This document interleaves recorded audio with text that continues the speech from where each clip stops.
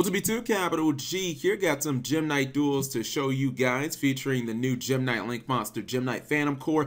Actually seeing this card in action, it is utterly ridiculous. This card is absolutely amazing, but I'm starting to see some things in Gem Knight stats I'm not necessarily liking, and I'm starting to wonder if Lapis Lazuli is just straight up ban worthy. I know a lot of people used to talk about Gem Knight Seraphonite and maybe that card getting banned instead of Brilliant Fusion, but like, to be completely honest, the real broken fusion monster in this archetype is Lapis Lazuli, and it's because if you go second especially, the amount of burn damage you can do with this card is actually incredible. If your opponent has maybe 2-3 special summon monsters on the field, you can easily burn them for like 2,500 damage with this card, and even though she is a once per turn, not a hard once per turn, a lot of times what you'll do is you'll just make a Master Diamond after that. You'll use Master Diamond to copy Lapis Lazuli's effect, you'll burn them again, and then that kind of used to be where it ended outside of just like the little shitty Gem Knight FTK decks. But now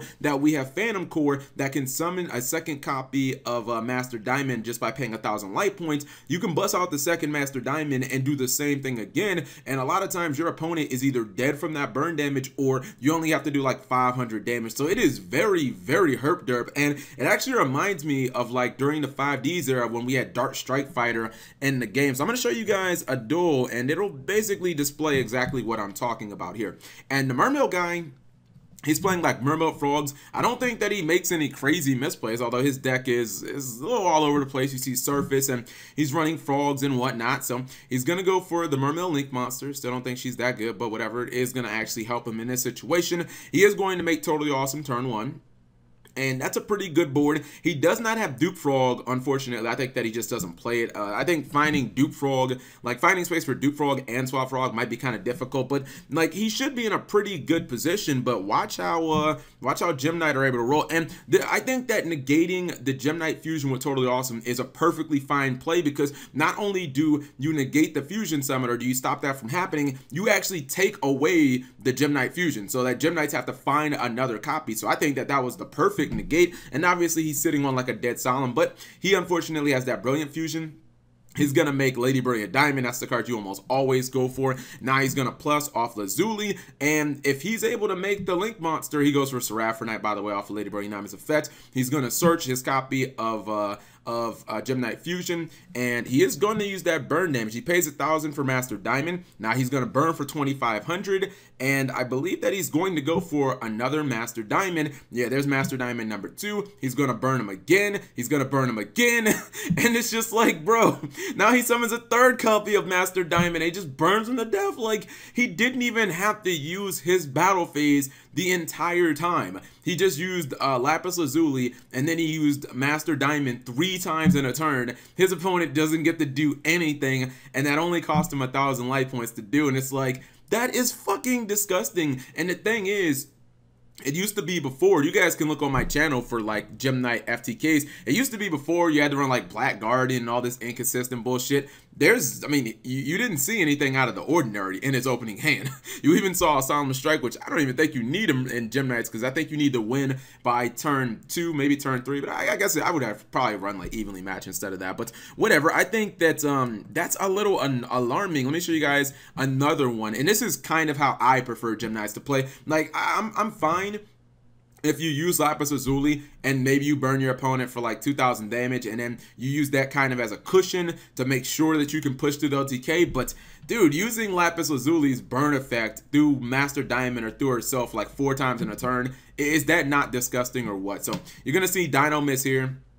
Dino Miss gets everything that he wants. He has both Pendulum Scales. He's going to get Electrum. He already has Dino Miss howling in his grave. He opened with Pot of Neck 9. Pendulum Paradox to get him more cards back. Has dynamic power load. Like, what more could you possibly want as a Dino Miss player? There should be no way that you lose this duel. He has everything. Pendulum Scales to protect against targeting or destruction. He's got his Field Spell to boost up his stats. Booster is not, I don't think that's the word to use there. To boost his stats up. He has the amazing Dino Miss howling for the bounce effect. He got the Heavy Metaphors Electrum, and he opened with Pot of Neck 9. So like, there shouldn't be a way that he loses this duel, but you know, he's gonna start with Phantom Core. Phantom Core gets you that Gem Knight fusion. There's Seraphonite. I believe he opened, well, I believe that he dumped a trick clown in the graveyard as well, which is definitely a good card. Helps you fusion summon this more. I think that is Gem Knight Zirconia. Yeah, you don't usually see Zirconia all that much, except for when you're trying to push. There's my girl, Lady Brilliant Diamond. I love her. He's going to tribute. He goes for Lapis Lazuli, 3,000 burn damage. Right off the top. Now he's going to trade those in for Poxy Dragon. He's going to use the effect. Master Diamond comes out, and I don't think he actually, I don't think he used Master Diamond's burn damage here, but even pushing through the, the copy of Dynamis Howling, it just doesn't matter. Even though he uses Dynamis Howling to bounce, it's still more than enough damage. Like, I'm fine with this. I'm fine with Gem Knights playing this. Look, we need to win in our second turn. We're putting all of our chips into monsters, and we need the OTK, like, by the second or third turn, period, point blank. I'm fine with this playstyle, but the playstyle of the first duel where he didn't do anything in the battle phase and he just burnt his opponent to death, like, that was disgusting. So I don't know, man. Maybe Lapis Lazuli might need to get banned. Just something Konami needs to think about, because it, like, even if she was a hard once per turn, I don't think that it would matter, because Master Diamond copies her effect, and then I don't know how that ruling would work if you copy her effect, if you can still activate it. Maybe that would fix it if you couldn't. But whatever you guys think, leave it in the comment section below. I know I'm a Gem Knight fan, but I'm still gonna call it like I see it. Lapis Lazuli is kind of busted, man. The rest of the archetype is still very, very fair in my opinion. But with the new card, Phantom Core, my God, it just allows you to do so. It's like just having a Gem Knight like fusion built into it, and it searches Gem Knight fusion in all the monsters, and you guys obviously saw what the deck can do. Whatever you guys think, leave it in the comment section below. Actually, no, wait, before I close out the video, let me go ahead and show you guys the deck list really quickly. Two different versions of the deck for two different duels. I think I like the first version a little more, because with 3 bunnies, it just seems like he's built this deck a little more towards just popping off in the first few turns. I guess there is the off chance where your opponent will like force you to go first. In that case, I guess you could kind of sit behind maybe a Solemn Strike or a Lost Wind or something like that. I think the trap lineup is fairly good. I wonder if maybe you might even want to throw a number 41 Bagusta in here, because that would pretty much guarantee, if you open with Bunny and you're going first, that your opponent really can't play Yu-Gi-Oh! And then maybe in your second turn, you can just try and like, you can just try to kill them or something like that. I don't think that Gem Knights are a deck that can incorporate all the hand traps. I mean, I think Ash Blossom plus Maxi, like, that's pretty much all you need. This build doesn't run any hand traps. Instead, he opted to go with Localized Trunade. I mean, it's an okay card, but there are continuous like spells and traps that can be chained. For the most part, I guess this format, it would get rid of most things, but I think if like Pendulum players, if they flip over that Pendulum Time Graph thing, then they could obviously still activate it, because at resolution, this will not return it to the hand. Also, I kind of question the Drowning Mirror Force. Like, I don't think that this isn't Weather Painters. I don't think that makes sense, or Dark Magician. Like with the gems, you should basically pop off, or I guess just kind of lose. And maybe you can say, well, Cap, if he bricks, he can use this. But I don't know, man. If you brick, I maybe have stuff that, like, instead of running 3 copies of it, maybe run like Torrential Tribute, or like other cards that aren't completely reliant on the battle phase. But I guess, I don't know. I mean, running a card that kind of relies on you bricking or something like that doesn't seem like the best idea. Same thing kind of goes for Scapegoat.